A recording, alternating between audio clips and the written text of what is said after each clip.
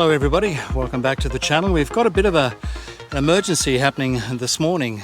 We woke up and found that the water main, or the main water pipe coming into our property, had broken and was spewing water everywhere. We have a water line that's here that comes all the way up from the main road, which is over there somewhere. It's probably about 100 meters, 100 yards away, and we came up our driveway last night. We were out and we came back and the driveway was nice and dry, and then I got up this morning at 7 o'clock and came out here, and there was water everywhere flowing down the road, and we'd busted one of our water pipes in the ground here. So we I just have been digging it out with my UHI UME 12 digger, and it's done a great job. I mean, this is all really wet, horrible clay, and it would have been a really impossible task to try and do it with a shovel.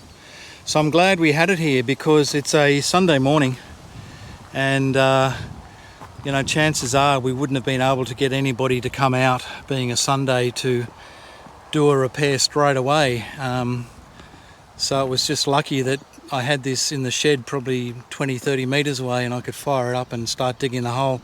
And I guess that's, you know, that's one of the things when people say, well, you know, why would you want to buy your own equipment? You know, why not just rent it when you need it? But this is a classic case of, well, we needed it on a Sunday morning, and we probably wouldn't have found anybody straight away to do it. And this thing was spewing water out a long way. It was a big hole in the pipe, caused by a tree root. I think there's lots of tree roots down there. We'll go down and have a closer look at the repair in a second. But yeah, certainly very, very lucky to actually have this, that I could get into it and fix it straight away. So that's the repair down there. You can see it's a 32 millimeter polypipe, metric blue stripe polypipe, and I put a cut in the pipe where the break was, and I've put a joiner in there to hopefully fix it. I'm just looking at it now for a little while, just to see if it has actually stopped the water. It may be dripping just a little bit, so I'll just keep an eye on that before I fill it in. It was made a little bit harder by this pipe here. This is the neighbour's pipe that they had recently put in.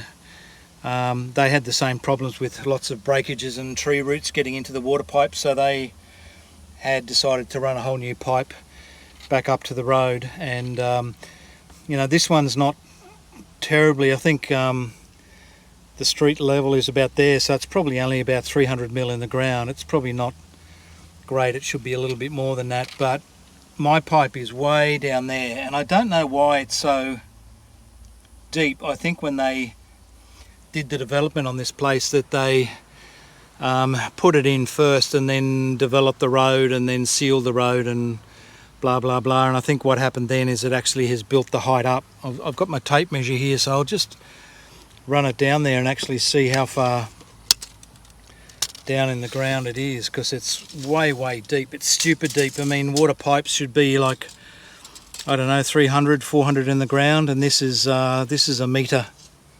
That's a meter just under my thumb there. So the water pipe is about a meter in the ground, and it doesn't need to be. This isn't in a place where we get lots of frost, for example. I know overseas they have to put water pipes, I think 4 feet in the ground because of the frost layer and so forth, but gee, not out here. It just makes a real pain to dig it down that deep. And this is a size hole that I had to dig. I had to move all this material I had to dig out, and it was very wet. It's just dried out a little bit now, but it's not too bad at the minute. But I'll just have another check of this fitting down here and just make sure it's nice and tight and it's not going to leak.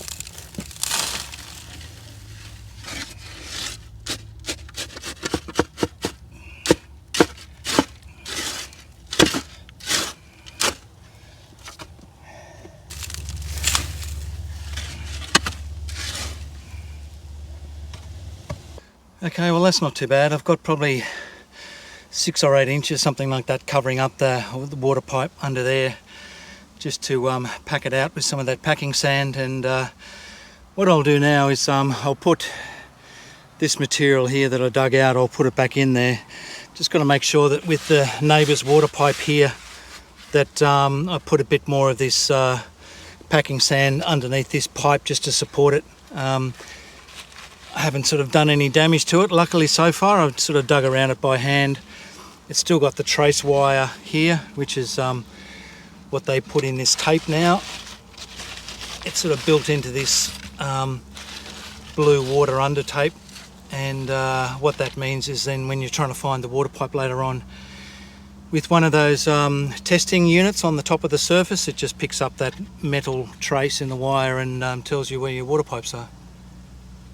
Now I was using my 200mm or 8-inch wide bucket to dig down, because I had to go right down close to the fence over there to get away from the neighbour's pipe, and really this was ideal and actually did the job reasonably quickly to get through all that. And unfortunately, because my neighbour's pipe now is in this spot here, it made it somewhat harder to dig down where I wanted to go,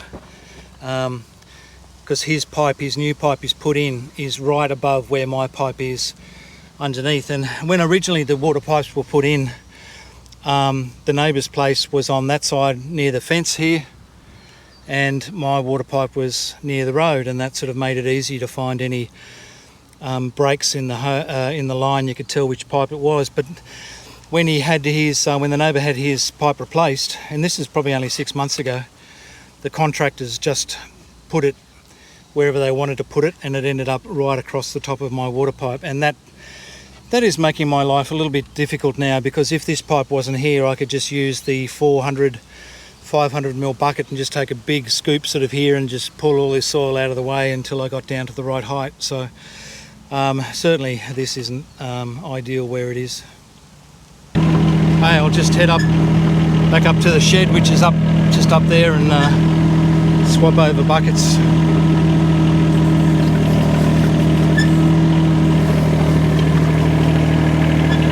Big hole, over 1 metre deep.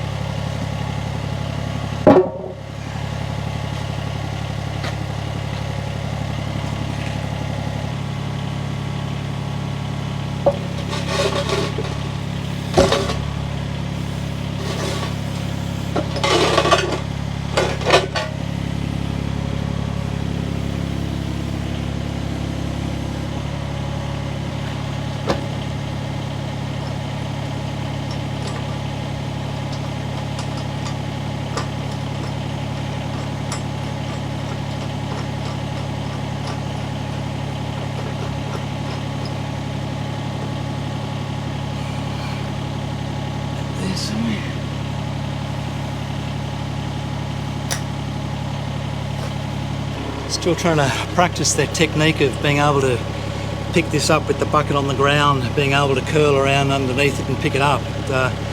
Getting a little bit better as time goes on.